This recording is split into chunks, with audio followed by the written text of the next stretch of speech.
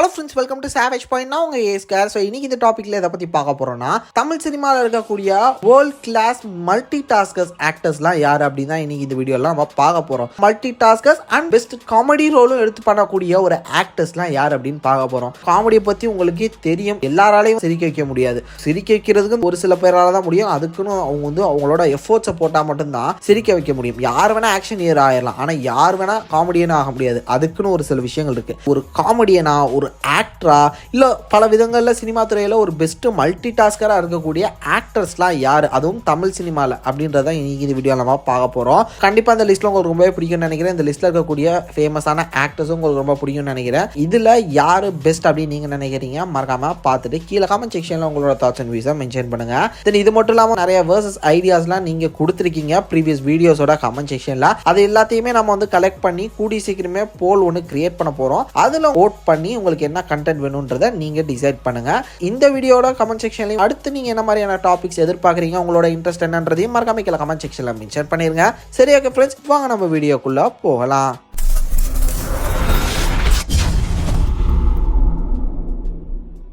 லிஸ்ட்ல 8ஆவதா இருக்கிறது Sathyaraj sir. Sathyaraj sir செம்ம ஆக்டர்னே சொல்லலாம். அவர் வந்து ஹீரோயிக் ரோலும் சூப்பராக பண்ணுவார். வில்லனிசமான எடுத்துக்கிட்ட அந்த மாதிரியான ஒரு ஆக்டரை எடுத்து பார்த்தீங்கன்னாலுமே வந்து வெளுத்து வாங்குவார்.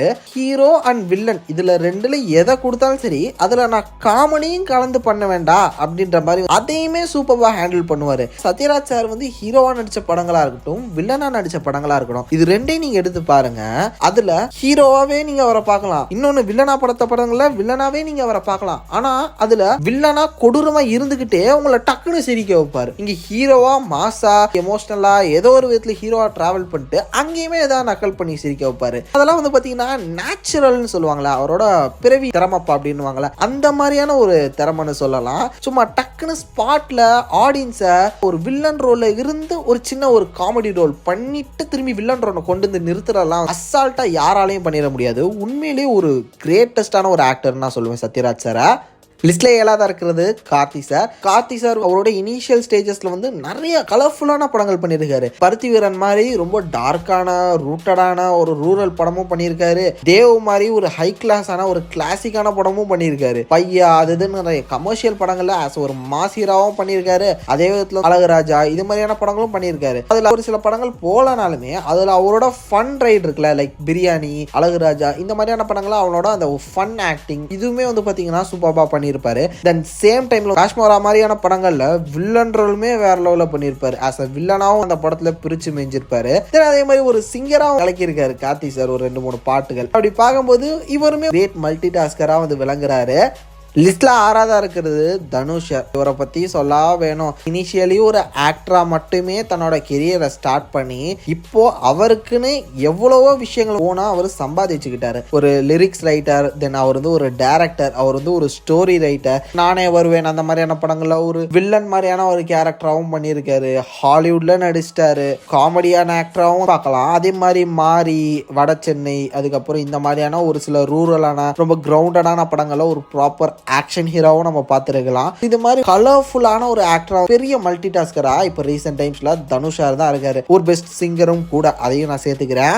லிஸ்ட்ல 5ஆவதா இருக்கிறது director S J. Suryah. Director and actor S J. சூர்யான்னு சொல்லலாம். ஸோ ஸ்டார்டிங்ல அவர் வந்து டைரக்டரா தான் அவரோட கெரியரை ஸ்டார்ட் பண்றாரு. குஷி, வாலி இது மாதிரியான ஹிட் படங்கள்லாம் அவர் கொடுத்துருக்காரு, இல்லைன்னு சொல்லல. பட் அதுக்கப்புறம் டைரக்டர் அண்ட் ஆக்டராவுமே அவர் வந்து ரோல் பிளே பண்ணாரு. அதுக்கப்புறம் காமெடியன், அதுக்கப்புறம் வில்லன் ரோல்ல நம்ம அவர் பார்த்துருக்கோம். ஸோ இப்படி வந்து ஒரு பெரிய மல்டி டாஸ்கராக ஒரு பெரிய வளம் வந்திருக்காரு. அதுல ஹீரோ ரோல் என்னதான் அவருக்கு பெருசா போலனாலும் ஒரு காமெடியன் அண்ட் ஒரு வில்லனா அந்த ரோலை சூப்பரா அவர் வந்து ப்ரொஜெக்ட் பண்ணியிருக்காரு நிறைய இடங்கள்ல. டைரக்டர் ரோலும் ஒரு சில ஹிட்ஸ் கொடுத்த அந்த ஒரு சைடுமே வந்து ஸ்ட்ராங்கஸ்டான ஒரு பர்சனா தான் இருந்திருக்காரு. இதுல முக்கியமா ஒரு எக்ஸாம்பிளுக்கு சொல்லணும்னா மார்க் ஆண்டனி மாதிரியான படங்கள் எல்லாம் அவர் தான் வில்லன், அதே நேரத்தில் அவர் தான் அங்க காமெடியும் பண்ணணும். அந்த ஒரு படத்தையே அவர் தான் தூக்கி நிறுத்தணும் அப்படின்ற மாதிரியான ஒரு கண்டிஷன் அதை அவர் பண்ணியிருப்பாரு. அந்த பொட்டன்ஷியல் அவர்கிட்ட இருந்தது. தென் ஸ்பைடர் மாதிரியான படங்களை ஒரு பியூர் ஈவலாவும் நடிப்பாரு. சத்யராஜ் சார்கிட்ட நான் ஒன்று சொல்லியிருப்பேன், ஸோ வில்லனா இருந்துகிட்டே ஒன்று செய்வார்ல, அது வந்து எல்லாராலையும் அது பண்ண முடியாது. வில்லனாவும் இருந்துட்டு அஸ் அ காமெடியனா அங்க ஒர்க் பண்ணிட்டு மறுபடியும் இங்க வில்லன் ரோலையும் எடுத்து பண்ணணும்னு சொல்லிட்டு ஒரு விஷயம் சொன்னேன்.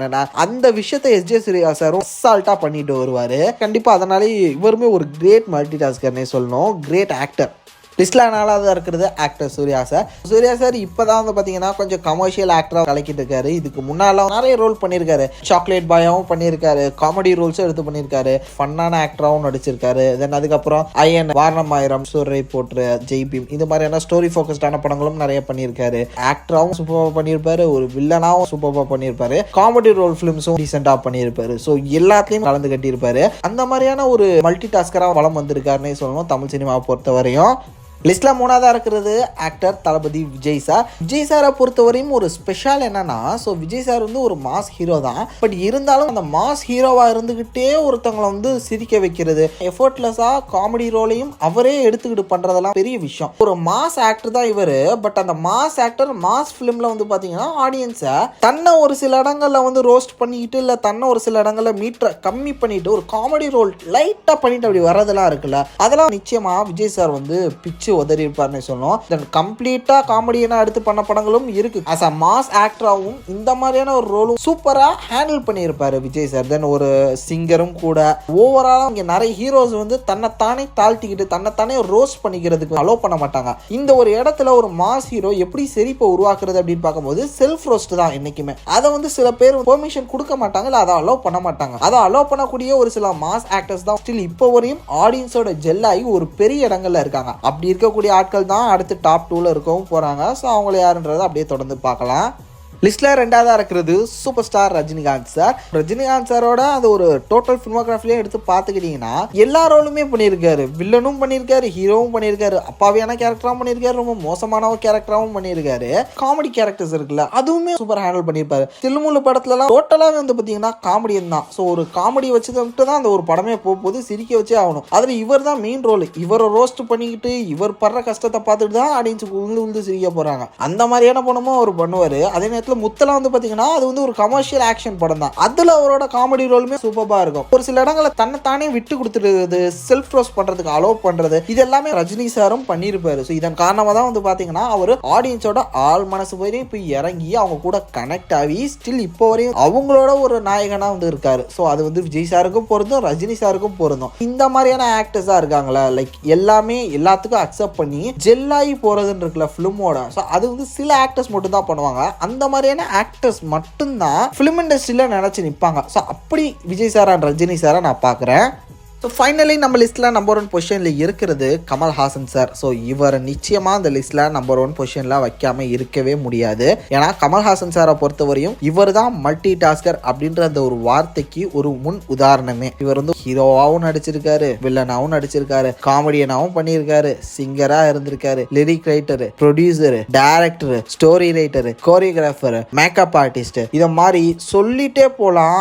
அவ்வளோ துறைகளில் சாதனை செஞ்சு ஒரு பெரிய வல்லுநரா இப்போ சினி இண்டஸ்ட்ரியை பொறுத்தவரையும் இருக்காரு. ஒரு பெரிய முன் உதாரணமா. அப்படி பார்க்கும்போது நிச்சயமா இவர் தான் கிரேட் மல்டி டாஸ்கர் அப்படின்றதுக்கு ஒரு முன் உதாரணம். அதுலேயும் ஒரு எக்ஸாம்பிளுக்கு இவரோட ஸ்கிரிப்ட் செலெக்ஷன்லாம் உங்களுக்கு எக்ஸ்பிளைன் பண்ணணும்னா அதெல்லாம் ரொம்ப வித்தியாசமாகவும் வினோதமாகவும் இருக்கும். மைக்கேல் மதன காமராஜன் மாதிரியான படங்கள் எல்லாம் கூட எந்த காமெடி ஆக்டர்லாம் கிடையாது. அவர் மட்டும்தான் காமெடியே, அவர் பண்றதுதான் காமெடியே அப்படின்ற மாதிரி இருக்கும். காமெடி படங்கள்லாம் எடுத்து பார்த்தீங்கன்னா அவ்வளோ செல்ஃப் ரோஸ்ட் பண்ணியிருப்பாரு. அவரே அவர் கலாச்சிக்கிறது, வலிக்கி விழுவுறது, யாரையா விட்டு கலாய்க்க வைக்கிறது, முன்னெல்லாம் செல்ஃப் ரோஸ்ட் தான் ஒரு பெரிய காமெடியா இருக்கும். அது வந்து அக்செப்டபிளாகவும் இருக்கும். இப்போ இருக்கக்கூடிய கரண்ட் ஜென்ரேஷன்லாம் பொறுத்தவரை வந்து பார்த்தீங்கன்னா இன்னொருத்தவங்களை ரோஸ்ட் பண்றதுதான் காமெடின்ற மாதிரி போயிட்டு இருக்கு. ஸோ ஒருத்தவங்களை ஹர்ட் பண்ணி அவங்கள பாடி ஷேம் பண்ணி அவங்கள கலாச்சி இன்னொருத்தவங்களை சிரிக்க வைக்கிறதா இப்போ போயிட்டு இருக்கல. பட் அந்த டைம்லலாம் அப்படி இல்லை. என்ன நானே வருத்திக்குவேன், என்ன நானே கலாச்சிக்குவேன், என்ன நானே திட்டிக்குவேன், அதை பார்த்து நீங்க சிரிப்பீங்களா அது போதும் அப்படின்ற மாதிரி செல்ஃப் ரோஸ்ட் தான் அந்த டைம்ல எல்லாருமே பண்ணியிருப்பாங்க. அந்த மாதிரி இந்த ஆக்டர்ஸ்லாம் தன்னை தானே அர்ப்பணிச்சிருப்பாங்க சினிமாக்காகவும் அந்த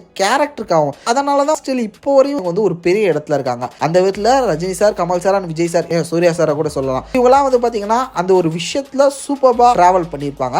இதன் காரணமாக தான் இவங்க எல்லாரையும் நான் மல்டி டாஸ்கர்ஸ் அண்ட் ஒரு பெஸ்ட் காமெடியன் ஆக்டர்ஸ்னு நான் சொல்கிறேன். இதில் நீங்கள் உங்களுக்கு ரொம்ப பிடிச்ச ஆக்டர் யாருன்னு நினைக்கிறீங்க? மறக்காம உங்களோட தாட்ஸ் அண்ட் வியூஸை கமெண்ட் செக்ஷனில் மென்ஷன் பண்ணுங்க.